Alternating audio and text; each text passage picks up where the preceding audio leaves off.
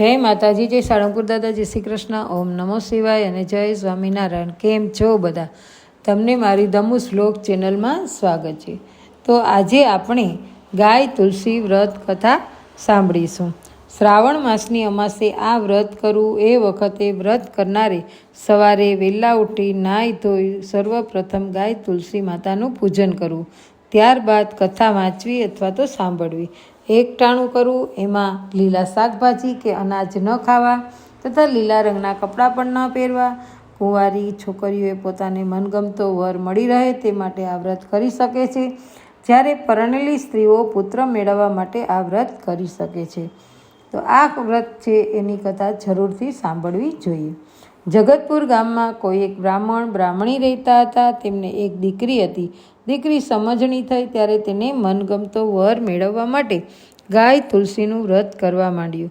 પરંતુ એ વ્રત પૂરું કરે એ પહેલાં જ તે અકાળે મૃત્યુ પામી. બ્રાહ્મણી ખૂબ દુઃખી થઈ ગયા અને પોતાના નસીબનો વાંક કાઢતા શેષ જીવન વિતાવા લાગ્યા. એ મૃત બ્રાહ્મણ કન્યાએ થોડા વખતમાં એક કોળી કુટુંબમાં જન્મ લીધો. ત્યાં તેનું નામ ચંદા પાડવામાં આવ્યું. સૌ કોઈને તે ચંદાના નામે ઓળખવા લાગ્યા. પૂર્વજન્મ કરતાં આ જન્મમાં તે અધિક રૂપાળી દેખાતી હતી. તેને જોઈને ચાંદો પણ શરમાઈ જતો હતો. ચંદા ધીમે ધીમે મોટી થવા લાગી અને જોતામાં જુવાન થઈ ગઈ. એના મા બાપને હવે તેના લગ્નની ચિંતા થવા લાગી. દીકરી મોટી થાય એટલે મા બાપની ચિંતા થાય, એ તો સ્વાભાવિક છે. એક વખત રાજાનો કુંવર શિકાર ખેલતા ખેલતા ચંદાની ઝૂંપડી પાસે આવી ચડ્યો. તેણે ચંદાને ત્યાં ઊભેલી જોઈ. તે ચંદાના રૂપથી અંજાઈ ગયો અને તેના પર મોહી પડ્યો. કુંવરે તો ચંદાની સમક્ષ તરત પ્રસ્તાવ રજૂ કરતાં કહ્યું, હું તારી સાથે લગ્ન કરવા માંગુ છું. આ સાંભળી ચંદા ઘડીભર ડઘાઈ ગઈ. પછી શરમાઈને બોલી કે કુંવરજી, અમે તો હલકી વર્ણના, અમારી કોળીની જાત તે મહેલમાં શોભતી હશે કંઈ? કુંવરે તેની એક પણ વાત ન માની. રાજાને ગમી તે રાણી, છાણા વીણતી આણી. એ કહેવત મુજબ કુંવર ગાંધર્વ લગ્ન કરી ચંદાને પોતાના મહેલમાં લઈ આવ્યો. રૂપાળી ચંદાને લઈને કુંવર મહેલમાં પધાર્યા. ત્યાં મા બાપે તેને જોઈ અને તેઓ પણ ખુશ થયા. થોડા વખત પછી મા બાપે કુંવરને રાજગાદી સોંપી દીધી અને તેઓ તપ કરવા વનમાં ચાલી નીકળ્યા. આમ ગાય માતાએ, તુલસી માતાએ કોળીની કન્યા ચંદાને મનગમતો વર અપાવ્યો, રાજપાટ અપાવ્યા. એ તો મહેલમાં રાણી બનીને ઠાઠથી મહાલવા લાગી. એક દિવસ રાજા ચંદાને લઈને મૃગ્યા રમવા નીકળી પડ્યો. વનમાં જઈ તેઓ ખૂબ આનંદ મસ્તી કરવા લાગ્યા. એટલામાં ચંદા રાણીને પાણીની તરસ લાગી. આથી તે સરોવર કાંઠે ત્યાં કેટલીક સ્ત્રીઓ ગાય તુલસીનું વ્રત કરી રહી હતી. એ જોઈ અને ચંદાને નવાઈ લાગી અને એ સ્ત્રીઓને પૂછતા ખબર પડી કે આ વ્રત સંતાન પ્રાપ્તિ માટે કરવામાં આવે છે. તેથી ચંદાને પણ સંતાન પ્રાપ્તિ માટે વ્રત કરવાની ઈચ્છા થઈ. આ વાત તેણે રાજાને જણાવી. રાજાએ ખુશ થઈ અને તેને એ વ્રત કરવાની છૂટ આપી દીધી. થોડા દિવસ પછી શ્રાવણ માસ આવતા રાણીએ સહેલીઓ સાથે ગાય તુલસીનું વ્રત શરૂ કરી દીધું. રાણી ભક્તિપૂર્વક વ્રત કરે છે, ગાય તુલસીની પૂજા કરે છે, તેમને ઘાસ નીરે છે, તુલસી ક્યારે દીવો કરે છે, સાદું ભોજન જમી અને એકટાણું કરે છે. આમ રાણીએ વ્રત પૂરું કર્યું. એ વ્રતના પ્રતાપે તેને ઓધાન રહ્યા. આ વાત સાંભળી રાજા ખૂબ ખુશ થયો અને પ્રભુનો પાડ માનવા લાગ્યો. પરંતુ રાજાની અન્ય રાણીઓને આ ન ગમ્યું. તેઓ ઈર્ષાથી બળીને ખાખ થઈ ગઈ. 7મો મહિનો શરૂ થયો એટલે રાજા તરફથી ચંદા રાણીના પિતાને કંકોત્રી મોકલાવવામાં આવી. આથી પિતા તુરંત રાજમહેલે આવી પહોંચ્યા. તેમને જોઈ અન્ય રાણીઓ હસવા માંડી, મજાક મસ્કરી કરવા લાગી. પરંતુ તેની દરકાર કર્યા વિના ચંદા રાણીએ હોમ હવન કર્યા ને હાથે રાખડી બાંધી. આથી અન્ય રાણીઓ બોલી ઉઠી, કોળીની જાતને વળી રક્ષા કેવી અને રાખડી કેવી? પરંતુ રાજકુળની રીત પ્રમાણે રાણીને રાખડી બાંધ્યા વગર તો ન ચાલે. આથી દાસીઓએ 4 રસ્તાની માટી, હનુમાનજીની મળી, લોઢાની ચૂંક અને કાળા રંગનું ઊન અને કાપડનો ટુકડો ભેગા કરી રાણીને રાખડી બાંધી અને ખોળો ભર્યો. આ જોઈ અન્ય રાણીઓ બોલી ઉઠી, કોળીને છોકરીને વળી ખોળાસા ને ઓળાસા. એમ છતાં રાજકુળની રીત પ્રમાણે ચંદા રાણીનો ખોળો ભરાયો. એમાં લીલું નાળિયેર, મગ અને સુકનની કેટલીક સોના મહરો મૂકીને વાજતે ગાજતે ચંદારાણીને તેને પિયર કોળીવાસમાં સુવાવડ માટે મોકલી આપવામાં આવી. પૂરા 9 માસે ચંદારાણીએ પુત્ર રત્નેને જન્મ આપ્યો.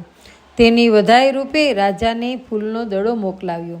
એ જોઈ રાજા ઘણો ખુશ થયો અને અન્ય રાણીઓ બળીને રાખ થઈ ગઈ. કારણ એમાંની એકેય રાણીએ દીકરો કે દીકરી કશું જ જણ્યા ન હતા. એ બધી વાંજણીઓ હતી.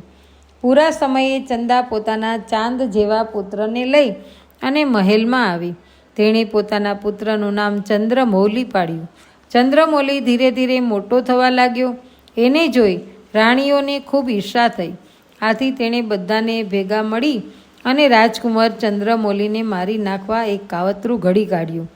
એ કાવતરા મુજબ ચંદ્રમૌલી જ્યારે પલંગમાં એકલો સૂતો હતો ત્યારે દાસી મારફત છાના મના એને ઉઠાવી લીધો અને દૂર એક ઉકરડામાં ફેંકી દીધો.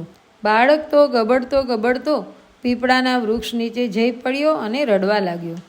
એ વખતે ત્યાં એક સુથારની દીકરી પીપળાની પૂજા કરવા આવી ચડી હતી. એણે બાળકના રડવાનો અવાજ સાંભળ્યો.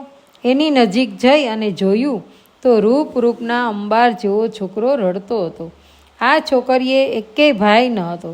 તેથી આ છોકરાને ભાઈ બનાવવાનું એને મન થયું. આથી તેણે છોકરાને ઊંચકી લીધો. પરંતુ એમ કંઈ કોઈને પૂછ્યા વગર કોઈના છોકરાને લઈને ચાલતા ન થવાય. તો શું કરું? કોને પૂછું? એટલામાં કોઈ છે તો નહીં. છોકરી વિસામણમાં પડી. એટલામાં સામેથી એક ગાય આવી. છોકરીએ ગાયને પૂછ્યું, ગાય માતા, આ ભાઈ કોનો છે? ગાયે કહ્યું, જે એને રમાડે, વાલ કરે એનો. છોકરી કહે, હું એને રમાડીશ, વાલ કરીશ. વારું, તો પછી તું જ એને લઈ જા. આજથી એ તારો ભાઈ, ગાય માતાએ કહ્યું. ત્યાં સુધીમાં રાજકુમાર શાંત થઈ ગયો અને પેલી છોકરી સાથે હસવા લાગ્યો અને રમવા લાગ્યો. છોકરી ભાઈને લઈ અને ઘરે આવી અને તેના માતા પિતાને સઘળી વાત જણાવી. માતા પિતા પણ તેની વાત સાંભળીને ખૂબ જ ખુશ થયા અને ગાય માતાએ જ તેને ભાઈ આપ્યો એમ માની અને રાજકુમારને પોતાની પાસે રાખી લીધો. રાજકુમાર હવે પોતાની કાલી ગેલી ભાષામાં કાકા બાપા બોલતા શીખી ગયો.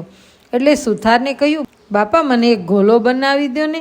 સુથારે રાજી થઈ અને એને લાકડાનો ઘોડો બનાવી આપ્યો. થોડા દિવસ પછી લાકડાનો ઘોડો લઈ રાજકુંવર નદી કિનારે આવી પહોંચ્યા અને ઘોડાને નદીનું પાણી બતાવતા કહેવા લાગ્યા, ઘોલા ઘોલા પાણી પી લે. આ સાંભળી ત્યાં પાણી ભરવા આવેલી રાજમહેલની દાસીઓ હસવા લાગી અને એમાંથી એક ચીબાવલી બોલી ઉઠી, અલી જોયું, સુથારનો છોકરો લાકડાના ઘોડાને પાણી પીવડાવવા નીકળ્યો છે. સાવ ગમાર છે. રાજકુમાર આ સાંભળી ગુસ્સે થઈ ગયો અને ત્યાં પડેલો પથ્થર ઉઠાવી અને છૂટ્ટો ઘા કર્યો. આથી દાસીનું કપાળ ફૂટી ગયું અને એમાંથી લોહી વહેવા માંડ્યું. આ જોઈ અન્ય દાસીઓ ગભરાઈ ગઈ અને રાજકુમારને ત્યાંથી ઉઠાવી અને મહેલમાં લઈ ગઈ. દાસીઓએ ચંદારાણીને સઘળી વાત કરી. આથી તે એ છોકરા પર ખૂબ ગુસ્સે થઈ અને તેણે પોતાની સમક્ષ હાજર કરવા કહ્યું. દાસી છોકરાને લઈને આવી પહોંચી. છોકરાએ રાણીને જોઈ અને રાણીએ છોકરાને જોયો. બંનેની અરસપરસ નજર મળતા જ એક ચમત્કાર થયો. રાણીના બંને સ્તનમાંથી દૂધની શેરો ફૂટવા માંડી. રાજકુમાર ચંદ્રમૌલી દાસીઓના હાથમાંથી એક ઝાટકે છૂટી રાણીને વળગી પડ્યો અને બોલી ઉઠ્યો કે માએ દીકરાને ઓળખ્યો અને દીકરાએ માને ઓળખા. એ પછી સુથારની છોકરીને બોલાવી અને સઘળી વાત પૂછી. ત્યારે જાણવા મળ્યું કે ઈર્ષાળુ રાણીઓએ કુંવરને ઉકરડે ફેંકી દીધો હતો. આથી રાજા તેમના ઉપર ખૂબ જ ગુસ્સે થયા અને દેહાંત દંડની સજા આપવા તૈયાર થયા. પરંતુ ચંદા રાણીની વિનવણીથી રાજાએ સૌને માફ કરી દીધી. રાણીઓ ચંદા રાણીની ઉદારતા જોઈ પીગળી ગઈ અને માફી માંગવા લાગી. ચંદા રાણીએ સૌને ગાય તુલસીનું વ્રત કરવા કહ્યું અને એ સી રીતે થાય એ પણ જણાવ્યું. ત્યાર પછી રાણીઓએ વ્રત કરવા લાગી. રાજકુંવર ચંદ્રમૌલીએ ઉંમરલાયક થતાં પિતાની ગાદી સંભાળી લીધી અને ઘણા વર્ષો સુધી ખાધું પીધુંને રાજ કર્યું. હે ગાય તુલસી માતા, જેમ તમે ચંદા રાણીને ફળ્યા તેમ તમારું વ્રત કરનાર તથા આ વાર્તા કથા સાંભળનાર સૌ કોઈને ફળજો, એ જ પ્રાર્થના. જય ગાય માતા અને જય તુલસી માતા. જો તમને આ વિડીયો અથવા કથા પસંદ પડી હોય તો વિડીયોને લાઈક કરજો, શેર કરજો અને મારી ચેનલ ઉપર જો આપ પહેલી જ વાર આવ્યા હોય તો ચેનલને સબસ્ક્રાઈબ કરી દેજો. ફરી મળીશું નવા વિડીયો સાથે. ત્યાં સુધી બધાને જય ગાય માતા અને જય તુલસી માતા.